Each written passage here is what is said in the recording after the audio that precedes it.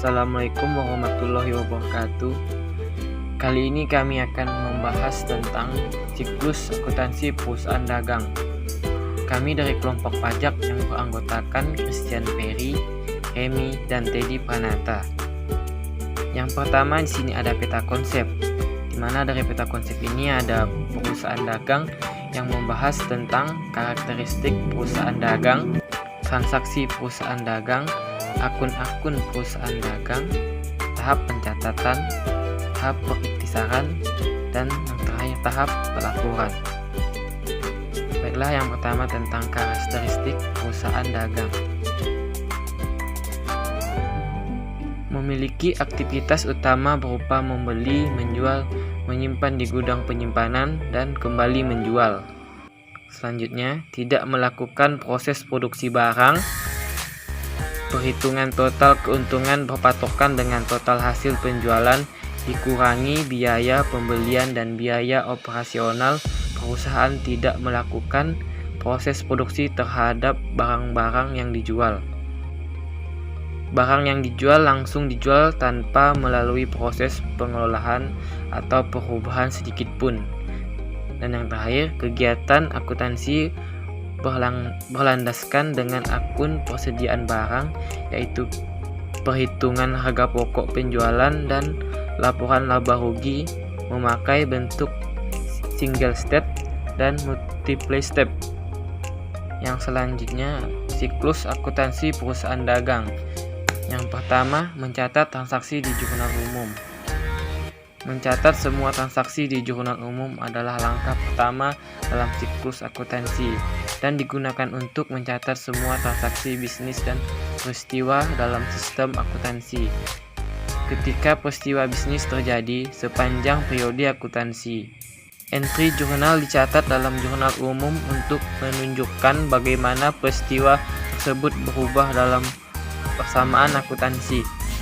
Misalnya, ketika perusahaan membelanjakan kas untuk membeli kendaraan baru, akun kas berkurang atau dikreditkan, dan akun kendaraan bertambah atau didebit.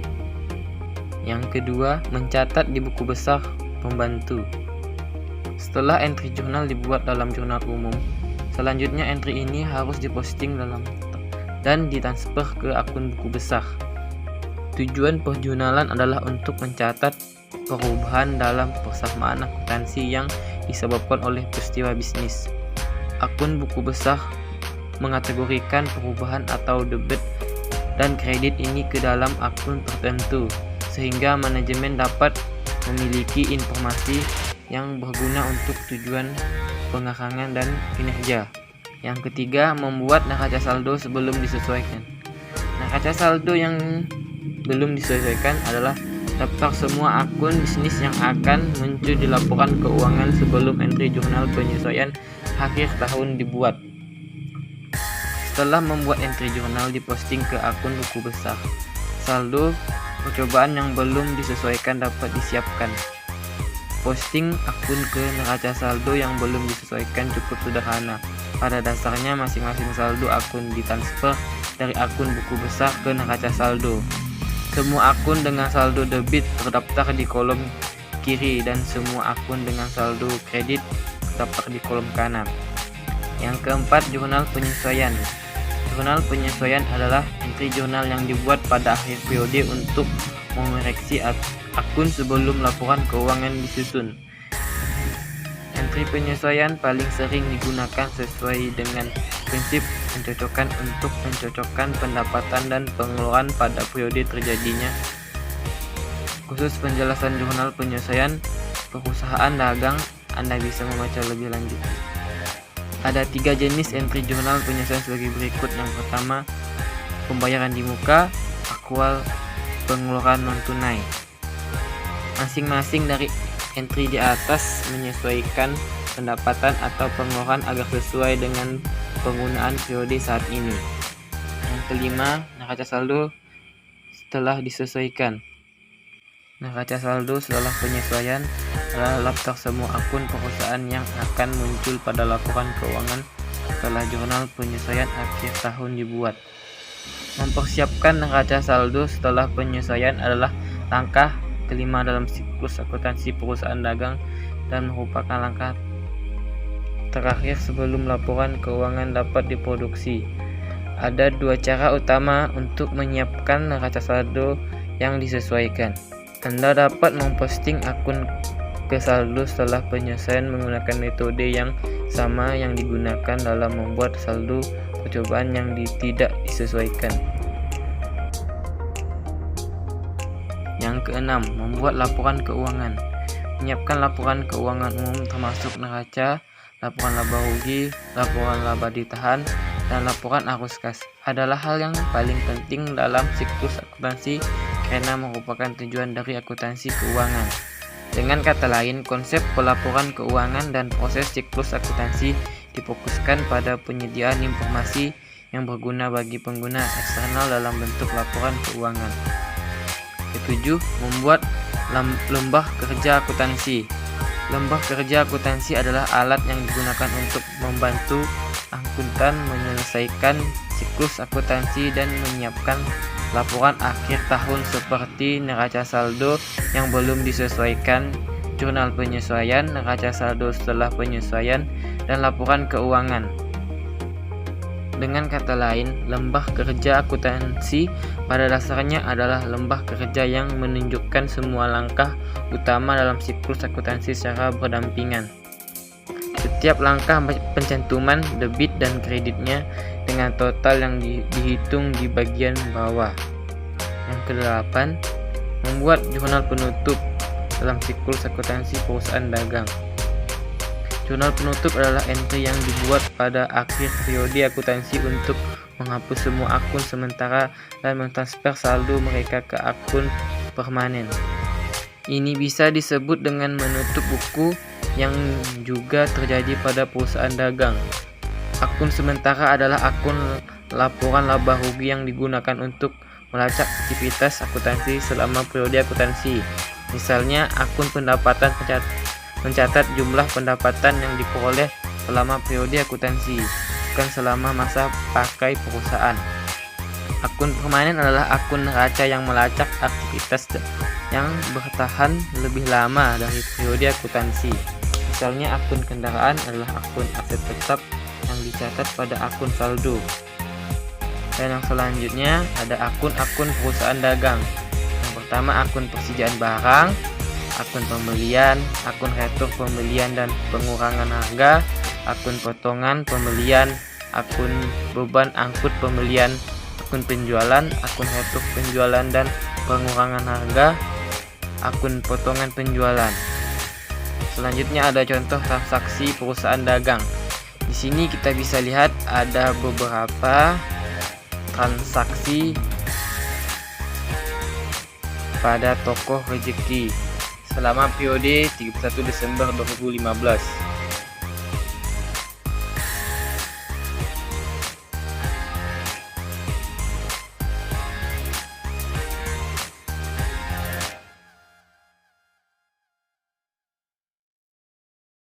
Setelah menganalisis transaksi, langkah selanjutnya adalah membuat jurnal khusus dan jurnal umum.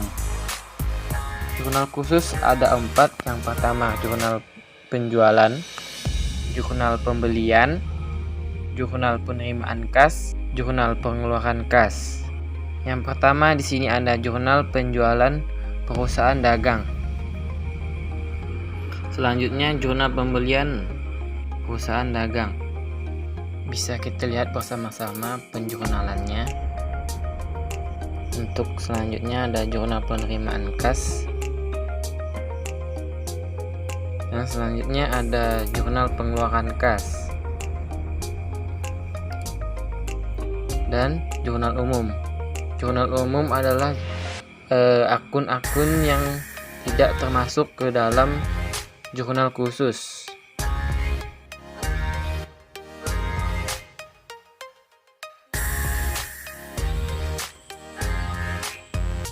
Seperti yang sudah teman saya jelaskan, maka dapatlah hasil membuatkan jurnal sebagai berikut. Mencatat atau posting buku besar kebantu. Buku besar kebantu piutang. Buku besar kebantu piutang adalah buku besar umum yang akan sangat membantu perusahaan dagang dalam memberikan kemudahan informasi tentang adanya piutang. Buku besar pembantu persediaan. Buku besar pembantu persediaan adalah buku yang berisi kumpulan pencatatan dari transaksi pembelian dan pengeluaran barang. Pada buku besar ini berisikan rincian tentang kode barang, nama barang, serta kuantitas dari barang dagang yang tersedia untuk jual. Buku besar pembantu utang. Buku besar pembantu utang adalah buku yang berisi kumpulan pencatatan dari transaksi utang yang terjadi pada perusahaan. Di dalam buku ini mencatat perubahan transaksi dari jumlah dan nominal kepada kreditur. Setiap akhir periode dibuat daftar saldo dari masing-masing buku pembantu untuk dicocokkan dengan buku besar umum atau utama. Rekening kontrol yaitu piutang, utang, dan persediaan.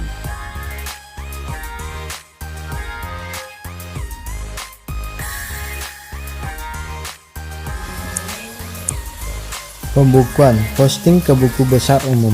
Buku besar adalah kumpulan dari rekening-rekening yang sejenis yang saling berhubungan dan merupakan satu kesatuan. Kumpulan rekening ini terbagi dalam 5 kelompok yang disebut juga dengan buku besar adalah harta, utang, modal, pendapatan, beban. Harta terdiri atas rekening kas, piutang, perlengkapan mesin, dan lain-lain. Utang terdiri atas rekening utang usaha, utang gaji karyawan, utang bank, dan lain-lain. Modal terdiri atas modal pemilik. Pendapatan terdiri dari atas pendapatan jasa atau pendapatan lain di luar usaha. Beban terdiri dari atas rekening beban gaji karyawan, beban sewa, beban depresiasi, dan lain-lain, serta beban di luar usaha.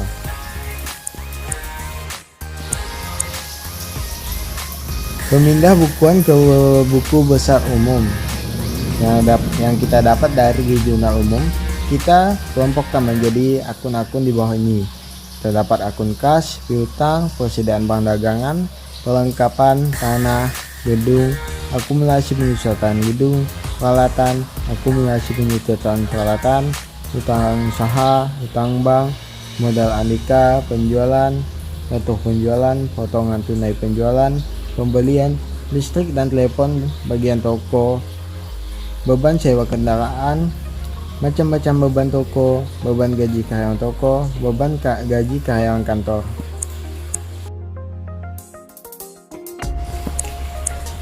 Menghitung harga pokok penjualan. Apabila perusahaan menerapkan metode mencatat persediaan secara perpetual fisik, maka besarnya harga pokok barang yang dijual bisa ditentukan setiap saat terjadi penjualan, yaitu setiap membuat jurnal penjualan sekaligus mencatat jurnal harga pokok penjualan. Namun demikian, perhitungan harga pokok penjualan tetap dilakukan sebagai komponen dari laporan laba rugi yang tersaji dalam laporan keuangan.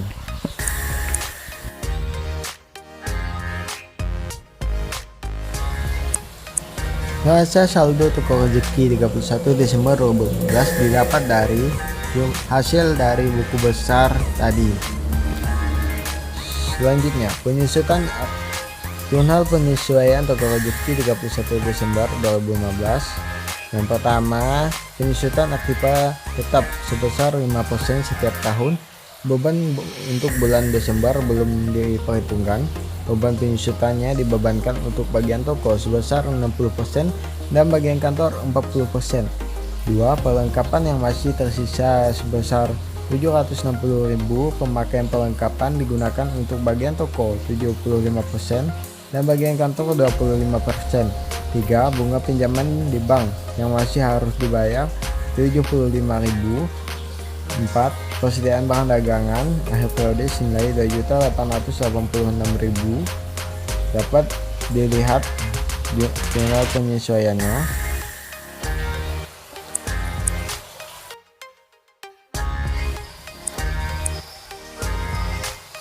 Selanjutnya, neraca lajur. Neraca lajur digunakan untuk mempermudah melihat jurnal neraca saldo penyesuaian, saldo setelah penyesuaian, jurnal laba rugi, dan jurnal neraca. Selanjutnya, laporan keuangan perusahaan dagang. Dapat lihat laporan laba rugi toko rezeki. Kemudian, laporan perubahan ekuitas toko rezeki. Selanjutnya, laporan arus kas toko rezeki. Selanjutnya dibuat neraca toko rezeki. Setelah laporan-laporan tersebut dibuat, kemudian kita buat jurnal penutup untuk menutup seluruh akun pada periode 2015 ini. Sekian dan terima kasih atas perhatiannya. Jangan lupa tekan tombol subscribe dan like and share.